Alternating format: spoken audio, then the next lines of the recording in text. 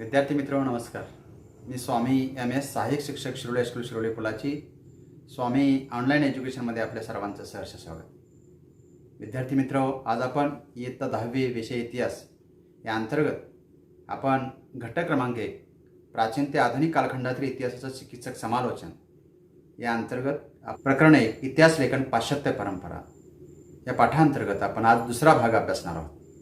पहिल्या भागात आपण इतिहास लेखनाची परंपरा आणि आधुनिक इतिहास लेखन याविषयीची माहिती घेतली. आजच्या भागात आपण युरोपमधील वैज्ञानिक दृष्टिकोनाचा विकास आणि इतिहास लेखन कसं झालं आणि युरोपातील काही महत्त्वाचे विचारवंत, त्याचबरोबर इतिहास लेखनाची ॲनल्स प्रणाली आणि स्त्रीवादी इतिहास लेखन याची या भागात आपण माहिती घेणार आहोत. प्रथमतः आपण पाहूया की युरोपमधील वैज्ञानिक दृष्टिकोनाचा विकास आणि इतिहास लेखन कसं झालं. इसवी सन 18व्या शतकापूर्वी युरोपमधील विद्यापीठातून विषयक चर्चा आणि त्यासंबंधीचं तत्त्वज्ञान या विषयांना महत्त्व प्राप्त होत गेलं.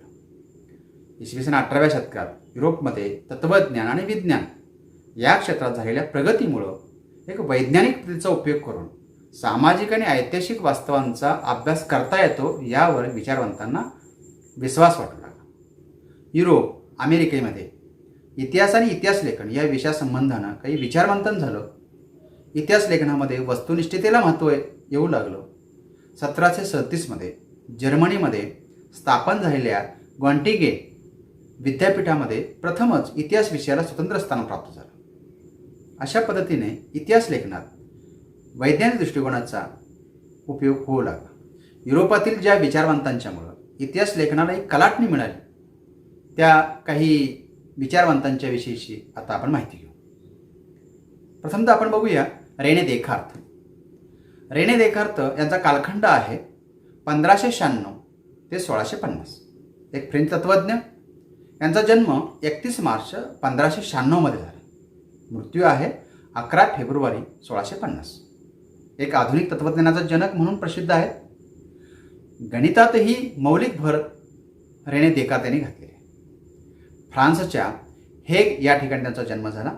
एक फ्रेंच तत्त्वज्ञ, गणितज्ञ, शास्त्रज्ञ, लेखक आणि विचारवंत म्हणून ते प्रसिद्ध. डिस्कोर्स ऑन द मेथड हा ग्रंथ त्याने लिहिला.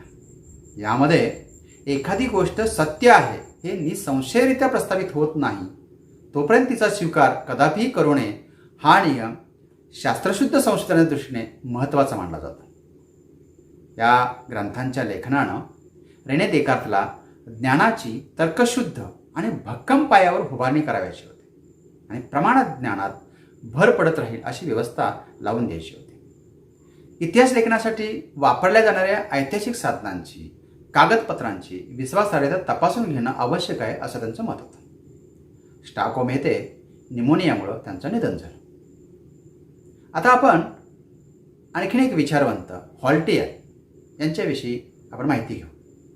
व्हॉल्टेयर यांचं इतिहास लेखनाच्या संदर्भात काय विचार होते आपण जाणून घेऊया. 21 नोव्हेंबर 1694 ते 30 मे 1778 हा त्यांचा कालखंड. त्यांचं पूर्ण नाव फ्रान्सवा मरी अरुई. थोर फ्रेंच तत्त्वज्ञ, विचारवंत आणि नाटककार. अदीप हे नाटक त्यांनी लिहिलं. आधुनिक तत्त्वज्ञानाची पायाभरणी करण्यात व्हॉल्टेयरांचा फार मोठा वाटा होता. आपल्या लेखनातून जुलमी राजेशाही, असत्य यावर उपरोधिक टीका त्यांनी केली आणि त्यामुळंच त्यांना तुरुंगवास भोगावा लागला. फ्रेंच राज्यक्रांती घडवून आणण्यामध्ये व्हॉल्टेयर यांचं योगदान खूप मोठं आहे. इतिहास लेखनासाठी केवळ वस्तुनिष्ठ सत्य आणि घटनांचा कालक्रम एवढ्यावरतीच लक्ष केंद्रित न करता तत्कालीन समाजाच्या ज्या परंपरा आहेत, व्यापार असेल, आर्थिक व्यवस्था असेल, शेती या सर्व गोष्टींचा विचार करणं आवश्यक आहे असं व्हॉल्टेयरांचं मत होतं. इतिहासाची मांडणी करताना मानवी जीवनाचा सर्वांगीण विचार व्हायला हवा असा दृष्टिकोन व्हॉल्टेयरांचा होता आणि म्हणूनच त्यांच्या या विचारामुळं त्यांना आधुनिक इतिहास लेखनाचा जनक असं संबोधलं जातं. कॅन्डिड हा त्यांनी ग्रंथ लिहिला. आणखीन एक विचारवंत आपण अभ्यासूया, जॉर्ज विल्हेम फ्रेडरिक हेगेल. यांचा कालखंड आहे 1770 ते 1831. जर्मनीतील स्टटगार्ट या शहरात त्यांचा जन्म झाला. इतिहासाला तात्विक अधिष्ठान देण्याचं काम या हेगेल यांनी केलं.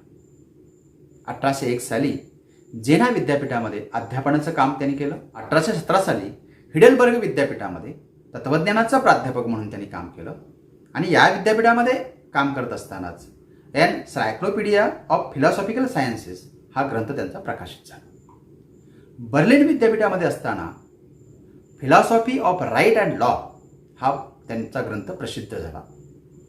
इतिहासाच्या तत्त्वज्ञानावरती त्यांनी दिलेल्या भाषणांचा संग्रह आपल्याला फिलॉसॉफी ऑफ हिस्ट्री या ग्रंथात पाहायला मिळतो. त्यांच्या मते इतिहास म्हणजे केवळ घटनांची जंत्री किंवा वर्णन नाही. इतिहास म्हणजे गतकालीन मानवी समाजाची कथा आहे. त्याचा अर्थ लावणं, त्यामधील स्थित्यंतराची कारणं शोधणे, त्यामागील प्रेरक शक्तीचा शोध घेणं आणि इतिहासाच्या दिशेचा मागोवा घेणं हे इतिहासाचं स्वरूप असावं याचा विचार करणं म्हणजेच इतिहासाच्या तत्त्वज्ञानाचं आकलन करून घेणं असं त्यांचं मत होतं. हेगेलच्या मते इतिहास हा गतिशील आहे. त्यात सतत स्थित्यंतर घडत असतं आणि म्हणून तो निसर्ग आणि मानवी जीवन म्हणजे इतिहास यात भेद करतो. हेगेलच्या मते इतिहास गतिशील आहे. त्यात सतत स्थित्यंतरे घडत असतात आणि म्हणून तो निसर्ग व मानवी जीवन म्हणजे इतिहास यात भेद करतो. निसर्ग आणि मानव एकाच चैतन्य शक्तीची निर्मिती आहे, परंतु निसर्गातील बदल हे नित्यक्रमानं आणि ठराविक पद्धतीनं होत असतात. परंतु मानवी जीवनातील स्थित्यंतरे मात्र प्रगतीच्या मार्गाने होत असतात. इतिहासाची मांडणी इतिहासकाराला वेळोवेळी उपलब्ध होत असलेल्या पुराव्यानुसार बदलत जाणं स्वाभाविक असतं असं ते प्रतिपादन करतात. म्हणजे काय? उदाहरण जर द्यायचं झालं तर शिवरायांचा जन्म यांच्या तारखेबाबत सुद्धा बदल झाले हे आपल्याही लक्षात आहे. ऐतिहासिक वास्तव तर्कशुद्ध पद्धतीने मांडले गेले पाहिजेत यावरती त्यांचा भर होता. इतिहासातील घटनाक्रम हे प्रगतीचे टप्पे दर्शवणारा असतो असं त्यांचं मत होतं. आणि त्यांच्या या विवेचनामुळं इतिहासाच्या अभ्यास पद्धती ह्या विज्ञानाच्या पद्धतीपेक्षा वेगळ्या जरी असल्या तरी त्या विज्ञानाच्या पद्धती इतक्याच महत्त्वाच्या आहेत हे विचारवंतांच्या तत्त्वज्ञानाच्या त्यावेळी लक्षात आलं. त्यांनी रिझन हिस्ट्री हे पुस्तक लिहिलं. एनसायक्लोपीडिया ऑफ फिलॉसॉफिकल सायन्सेस या ग्रंथामध्ये हेगेलची अनेक व्याख्यानं आणि लेखांचं संकलन आहे हे आपण लक्षात घ्या. हेगेलनी द्वंद्ववाद मांडला. द्वंद्ववाद याला आपण डायलेक्टिक्स असं म्हणतो, म्हणजे विरोध विकासाचा सिद्धांत. डायलेक्टिक्स हा शब्द अनेक अर्थाने वापरला जातो.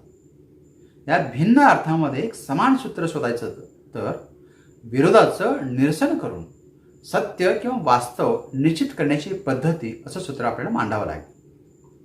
कोणत्याही घटनेचा अर्थ लावण्यासाठी तिची वर्गवारी दोन विरोधी प्रकारामध्ये आपल्याला करावी लागेल. अशी वर्गवारी केल्याशिवाय मानवी मनाला त्या घटनेचं आकलन होत नाही. जसं खरे आणि खोटे, चांगलं वाईट या पद्धतीला द्वंद्ववाद असं म्हटलं आहे. या पद्धतीत प्रथम एक सिद्धांत मांडला जातो आणि त्यानंतर त्या सिद्धांताला छेद देणारा प्रतिसिद्धांत मांडला जातो. आणि या दोन्ही सिद्धांतांच्या तर्काधिष्ठित उहापोहानंतर विचारानंतर त्या दोहोंचं सार ज्यात सामावलेला आहे अशा सिद्धांताची समन्वयात्मक मांडणी केली जाते. द्वंद्वीय पद्धतीचा पहिला वापर इलिआचा झिनो याने केला. हेगेलच्या मते एक चैतन्य शक्ती विश्वात सर्वत्र भरून राहिली आहे. किंबहुना संपूर्ण हे विश्व हा त्या चैतन्य शक्तीचा आत्माविष्कार आहे. या विश्व चैतन्याची आविष्काराची पद्धती अंतर्विरोधी द्वंद्वात्मक असते. प्रथमतः ही शक्ती कोणत्या तरी एका क्रियेच्या अगर कल्पनेच्या रूपाने प्रकट होते. कालांतरानं त्या क्रियेला किंवा त्या कल्पनेला प्रति किंवा प्रतिकल्पना निर्माण होते. या प्रतिक्रियेची बीजे मूळ क्रियेत किंवा कल्पनेत दडलेली असतात. क्रिया व त्याच्या विरोधी प्रतिक्रिया या कल्पना व विरोधी कल्पना यांचा संघर्ष अपरिहार्य असतो आणि संघर्षातून नवी कल्पना निर्माण होते. अनादी काळापासून जगाचा इतिहास अशा द्वंद्वात्मक पद्धतीनं होत आहे आणि यापुढेही तो तसाच घडत राहणार आहे. कारण चैतन्य शक्तीच्या योजनेनुसार माणसाला, समाजाला आपला कर्तव्याचा वाटा उचलावा लागतो. मानवी विकासाच्या बाबतीत हेगेलने मांडलेला हा महत्त्वाचा सिद्धांत आहे. हा सिद्धांत म्हणजे हेगेलचं महत्त्वाचे योगदान आपल्याला म्हणावं लागेल. हेगेलने मांडलेला हा द्वंद्ववाद पुढे कार्ल मार्क्सने स्वीकारला. आता आपण लिओपॉल्ड फॉन रांके यांच्याविषयीची माहिती घेऊ. यांचा कालखंड आहे 1795 ते 1886. एक जर्मन विचारवंत, प्रसिद्ध जर्मन इतिहासकार, दैवशास्त्र व अभिजात वाङ्मय यांचा अभ्यास त्यांनी केला होता. मात्र ऐतिहासिक कागदपत्र वाचणं, त्याची चिकित्सा आणि संशोधन करणं याकडे त्यांचा अधिक कल होता. ते बर्लिन विद्यापीठामध्ये प्राध्यापक होते. 19व्या शतकातील इतिहास लेखनाच्या पद्धतीवरती त्यांचा प्रभाव होता. इतिहास लेखनाची चिकित्सक पद्धती कशी असावी ते त्यांनी सांगितलेलं आहे. मूळ दस्तऐवजाच्या आधार प्राप्त झालेली माहिती सर्वाधिक महत्त्वाची आहे यावरती त्यांचा भर होता. ऐतिहासिक घटनांची संबंधित असलेल्या सर्व प्रकारची कागदपत्र आणि दस्तऐवज यांचा कसून शोध घेणं महत्त्वाचं आहे असं त्यांनी सांगितलं. अशा पद्धतीनेच ऐतिहासिक सत्यापर्यंत आपल्याला पोचता येतं असा त्यांचा विश्वास होता. इतिहासकाराने अस्सल आणि विश्वसनीय कागदपत्र यांच्या आधारे, या साधनांच्या आधारानं इतिहास लेखन करावं असं त्यांचं मत होतं. इतिहासाची मांडणी करताना मानवी जीवनाचा सर्वांगीण विचार व्हायला हवा, हेही त्यांनी मत मांडलं. इतिहास लेखनातील काल्पनिकवरती त्यांनी टीका केली. त्यांनी वस्तुनिष्ठतेला महत्त्व दिलं पाहिजे हा त्यांचा आग्रह होता. घडून गेलेल्या घटना जशाच्या तशा मांडल्या पाहिजेत असं त्यांचं मत होतं. इतकंच नव्हे तर जागतिक इतिहासाच्या मांडणीवरती सुद्धा त्यांनी भर दिलेला आहे. The theory and practice of history आणि the secret of world history या ग्रंथामध्ये त्यांच्या लेखांचं संकलन आपल्याला पाहायला मिळतं. आता आपण ज्या हेगेलचा द्वंद्ववाद स्वीकारला त्या कार्ल मार्क्सविषयी माहिती घेऊ. कार्ल मार्क्स यांचा कालखंड आहे 1818 ते 1883. एक जर्मन विचारवंत. 19व्या शतकात मांडलेल्या सिद्धांतामुळं इतिहासाच्या दृष्टिकोनामध्ये महत्त्वाचा बदल घडवून आणणारी एक वैचारिक प्रणाली अस्तित्वात आली. इतिहास अमूर्त कल्पनांचा नसून तो जिवंत माणसांचा असतो. माणसांमधील नातेसंबंध, त्याच्या मूलभूत गरजा भागवण्यासाठी उपलब्ध असलेल्या उत्पादन साधनांच्या स्वरूपावर व मालकीवरती अवलंबून असतात. उत्पादनाची साधने समाजातील वेगवेगळ्या घटकांना समप्रमाणात उपलब्ध होत नाही आणि त्यामुळं समाजाची वर्गावर आधारित एक विषम विभागणी होते आणि त्यातून मग वर्ग संघर्ष निर्माण होतो. आणि हा मानवी इतिहास हा दुसरा काही नसून वर्ग संघर्षाचाच इतिहास आहे असं कार्ल मार्क्स म्हणतो. ज्या वर्गाच्या ताब्यामध्ये उत्पादनाची साधनं असतात तो वर्ग इतर वर्गांचं आर्थिक शोषण करतो अशी मांडणी कार्ल मार्क्स यांनी केली. त्यांनी दास कॅपिटल हा ग्रंथ लिहिला आणि पुढे हाच ग्रंथ कामगार वर्गाचं बायबल ठरला. दास कॅपिटल हे मार्क्सचं भौतिकवादी तत्वज्ञान, अर्थशास्त्र आणि राजनीती या विषयावर एक मूलभूत पुस्तक आहे. भांडवलशाहीच्या उत्पत्तीचा व विकासाचा शास्त्रशुद्ध अभ्यास असून त्याच्या अंगभूत गुणधर्माप्रमाणे ती कामगारांचं आर्थिक शोषण कसे करते आणि त्यामुळं इतिहासक्रमानुसार येणाऱ्या पुढच्या पिढीला समाज कसा तयार होतो हे दाखवलेलं आहे. मार्क्स या पुस्तकाची दुसरी आणि तिसरी आवृत्ती प्रकाशित होईपर्यंत काही जगला नाही. पुढेचे मित्र फ्रेडरिक एंगल्स यांनी कार्ल मार्क्सच्या निधनानंतर या आवृत्ती प्रकाशित केली. कार्ल मार्क्स हे वर्ग संघर्षाचे प्रणेते होते. समाजातील उत्पादनाच्या साधनांचं असमान विभागणीमुळं समाजामध्ये आहेरे आणि नाहीरे असे दोन वर्ग निर्माण होऊन नाहीरे वर्गावरती आहेरे वर्गाकडून नेहमी अन्याय होत राहतो. मग आहेरे वर्ग म्हणजे शोषक वर्ग आणि नाहीरे वर्ग म्हणजेच शोषित वर्ग. फ्रेडरिक एंगल्स यांच्या सहकार्यानं 1848 त्यांनी लिहिलेल्या कम्युनिस्ट मॅनिफेस्टो म्हणजे साम्यवादाचा जाहीरनामा यात त्यांनी कामगार मजूर वर्गानं क्रांती करून कम्युनिस्ट समाज स्थापन करावा असा विचार मांडलेला आपल्याला पाहायला मिळतो. पत्रकारितेच्या क्षेत्रात सुद्धा मार्क्सनं आपलं काम केलेलं आहे. मार्क्स हा हेगेलचा उत्तम अभ्यासक होता. त्याचा विरोध विकासाचा सिद्धांत त्याला पटला होता. मनुष्याने समाज निर्माण केला. समाज व्यवस्था बदलत असते आणि हा बदल उत्पादनाची साधनं, उत्पादन पद्धती व त्या पद्धतीमध्ये निर्माण झालेले जे काही सामाजिक संबंध असतात यांच्या बदलामुळं घडून येतो. यालाच त्यांनी भौतिकवाद असं म्हटलेलं आहे. इतिहास घडतो आणि बदलतो तो या भौतिक कारणांच्यामुळं, आजूबाजूच्या परिस्थितीमुळं, वस्तूंच्या उत्पादनाची आणि त्या विनिमयाची, विनिमय म्हणजे व्यापार, विनिमयाची जी साधनं आहेत ती साधनं आणि पद्धती बदलल्यामुळं इतिहास घडतो आणि बदलतो.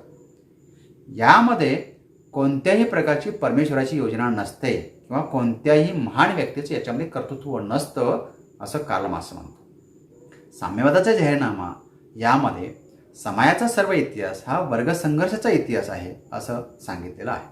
आता आपण मायकेल फुको या विचारवंतांच्या विषयी माहिती घेऊ. त्यांचा कालखंड आहे 1926 ते 1984.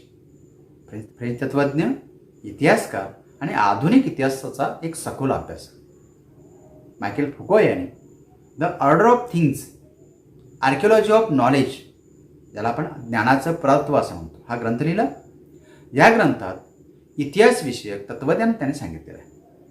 या ग्रंथात फुकोने इतिहासाचे 2 प्रकारात वर्गीकरण केलेलं आहे. पहिला प्रकार युटोपिया, याला आपण टोटल हिस्ट्री असं संबोधलेलं आहे. आणि दुसरा प्रकार ऐतिहासिक ऐक्य नसलेला, ज्याला आपण त्रोटक इतिहास. फुकोने यास सर्वसाधारण इतिहास असं म्हटलेलं आहे. इतिहासाची कालक्रमानुसार अखंड मांडणी करण्याची पद्धत चुकीची आहे असं फुकोने प्रतिपादन केलेलं आहे.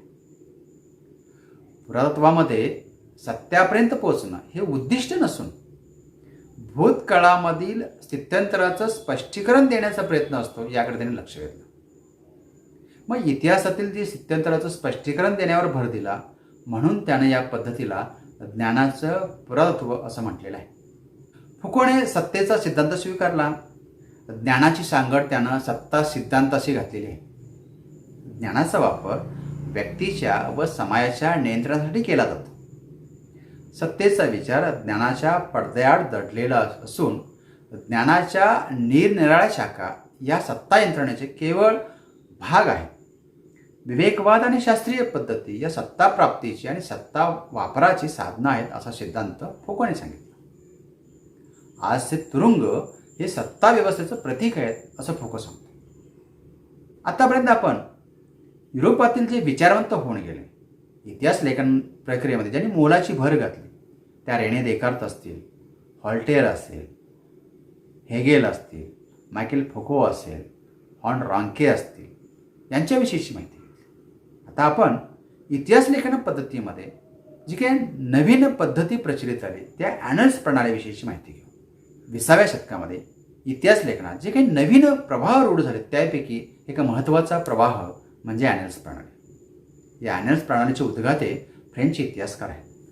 इतिहासाचा अभ्यास फक्त राजकीय घडामोडी, राजे, महान नेते आणि त्या अनुषंगानं राजकारण, मुत्सद्देगिरी, युद्धे यांच्यावरती केंद्रित न करता तत्कालीन हवामान, स्थानिक लोक, शेती, व्यापार, तंत्रज्ञान, दळणवळण, संपर्काची साधने, सामाजिक विभागणी आणि समूहाची मानसिकता यासारख्या विषयांचा अभ्यास करणं महत्त्वाचं मानलं गेलं. नाहीतर आपल्याला माहिती आहे की इतिहास म्हणलं की केवळ युद्ध, राजे, लढाया यांच्यापर्यंत तो सीमित होता. परंतु या ॲनल्स प्रणालीनं या इतिहासाकडे बघण्याचा दृष्टिकोन बदलला.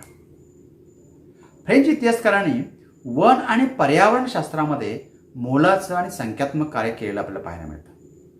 इतिहास लेखनाच्या पारंपरिक विषयापलीकडे जाऊन त्यांनी लेखन केलं. राजकीय, चरित्रलेखन, कथनात्मक इतिहास याबरोबरच पर्यावरणवादी चळवळी आणि वनसंवर्धनाचा इतिहास याकडे सुद्धा त्यांनी लक्ष वळवलं. ही प्रणाली विकसित करण्यात फ्रेबव, मार्क ब्लॉक, फर्नाद ब्रादेल यांचं योगदानही खूप मोठं आहे. संकुचित राजकीय व राजनैतिक इतिहास लेखनापासून फ्रेंच इतिहासकारांना दूर नेणं हे या ॲनल्स प्रणालीच्या इतिहासकारांचं उद्दिष्ट आहे.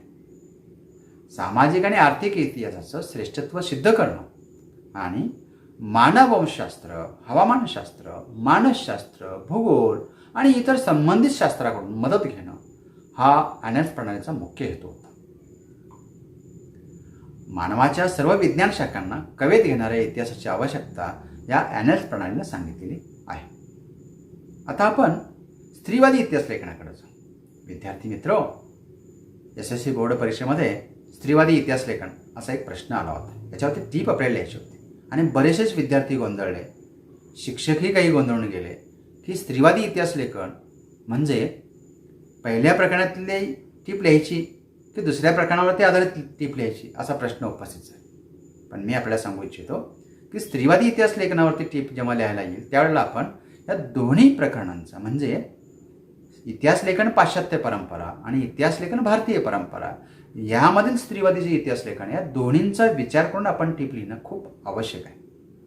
तर आपण आता पहिल्या प्रकरणाच्या अनुषंगानं म्हणजे इतिहास लेखन पाश्चात्य परंपरा या अनुषंगानं आपण स्त्रीवादी इतिहास लेखन कसं झालं किंवा स्त्रीवादी इतिहास लेखनाकडं लक्ष कसं वेधलं गेलं हे आपण बघू. स्त्रीवादी इतिहास लेखन म्हणजे स्त्रियांच्या दृष्टिकोनातून केलेली इतिहासाची एक पुनर्रचना आहे. सीमा द बोव्हर या फ्रेंच विद्वान स्त्रीनं या स्त्रीवादाची मूलभूत भूमिका सिद्ध केली. सीमा द बोव्हर यांचा जन्म फ्रान्समध्ये 9 जानेवारी 1908 रोजी झाला. एक प्रसिद्ध कादंबरीकार, एक तत्त्वज्ञ होते. पुरुषप्रधान संस्कृतीमुळं स्त्रियांचं अस्तित्व नाकारलं जातं आणि त्यामुळं स्त्रीला स्वतःच्या मूल्यांची निर्मिती करणं कठीण जातं. त्यांच्या लेखनामुळं स्त्रीवादी इतिहास लेखनामध्ये अधिक बळकटी प्राप्त झाली. स्त्रीवादी इतिहास लेखनामध्ये स्त्रियांच्या बाबतीत लेखन केलं. त्याचबरोबर इतिहास लेखनाच्या क्षेत्रातील पुरुषप्रधान दृष्टिकोनाचा जो पुनर्विचार करण्यावरती भर दिला गेला.